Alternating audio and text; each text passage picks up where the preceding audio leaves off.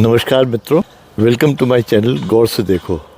आज दुनिया के हालात बड़े नाजुक मोड़ पर हैं। तीसरा विश्व युद्ध शुरू होने वाला है या इजराइल और हमास की वॉर के साथ शुरू हो चुका है।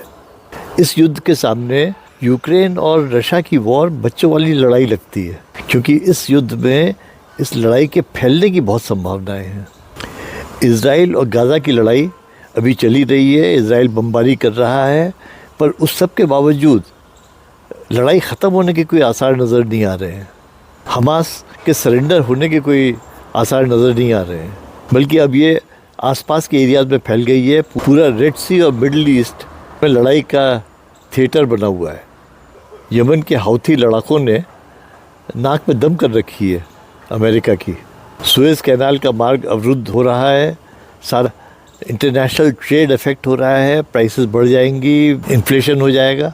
और सबसे ख़तरनाक चीज़ जो हुई है वो अभी कुछ ही दिन पहले ईरान समर्थक लड़ाकों ने अमेरिका के 3 सोल्जर्स मार दिए और 30 घायल कर दिए। तो अमेरिका को भी अब डायरेक्ट वॉर में कूदने के अलावा कोई चारा नहीं बचा है, इज़्ज़त का सवाल हो गया है। और इस सब के बीच अभी एक दिन पहले ही हौथी रेबल्स ने ये घोषणा की है कि वो जो इंटरनेट केबल्स जा रहे हैं रेड सी से, वो उनको भी काट सकते हैं। अब आप सोचिए, अगर उनको काट दिया तो सारा कम्युनिकेशन ठप हो जाएगा, इंटरनेट ठप हो जाएगा, सारी दुनिया स्टैंड स्टिल हो जाएगी। जो मैं पॉडकास्ट कर रहा हूँ ये भी संभव नहीं होगा, दुनिया का पहिया रुक जाएगा। ये एक्शन मेरे ख्याल से किसी एटम बॉम्ब से कम नहीं है। और इस सब पागलपन में कोई भी सिरफिरा किसी रिफाइनरी के ऊपर छोटा सा बम भी गिरा दे तो सारा ऑयल ट्रेड इस समय डिस्टर्ब हो जाएगा। ये लड़ाई इसलिए ख़तरनाक है क्योंकि पहले की लड़ाइयाँ जैसे कोरिया में हुई या वियतनाम में हुई या अभी यूक्रेन में भी जो हो रही थी, दे वर limited in geography.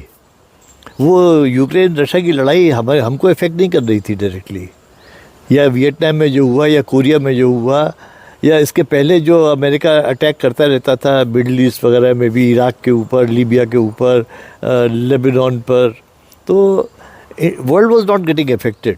But now it is इस्लामी जिहादीज़ वर्सेस द वेस्ट। और जिहादियों का तो ये है कि उनको तो मरने की कोई फ़िक्र ही नहीं है, उनकी तो ज़िंदगी ही मौत के बाद शुरू होती है। अब जिस आदमी की ज़िंदगी मौत के बाद शुरू होती है उससे आप क्या एक्सपेक्ट कर सकते हैं।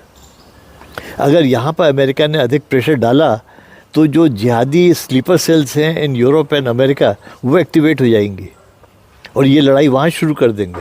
अब आप इमेजिन करिए, कल अमेरिका में 9/11 जैसा कहीं 1-2 जगह धमाके हो जाएं तो अमेरिका का क्या रिस्पॉन्स होगा, specially in an election year. Biden को इस समय किसी भी हालत में ये लड़ाई डिसाइसिवली जीतनी पड़ेगी, वरना उसका फ्यूचर तो गया। और वर्तमान हथियारों से या वर्तमान वॉर टैक्टिक्स से ऐसा होता मुझे दिख नहीं रहा।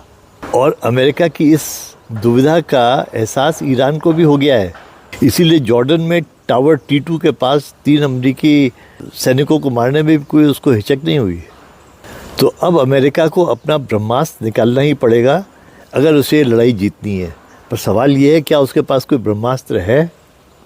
अगर है तो अब सामने आना चाहिए। वैसे भी इस समय दुनिया में लगभग 50 हॉटस्पॉट्स हैं जहाँ पर कि स्कर्मिशेस या लड़ाइयाँ चल रही हैं।